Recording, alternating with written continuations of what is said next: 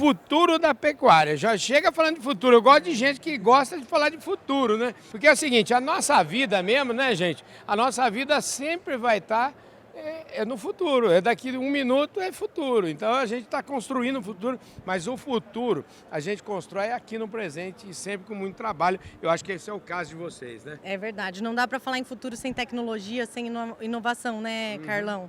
Então esse é um dos nossos pilares, né?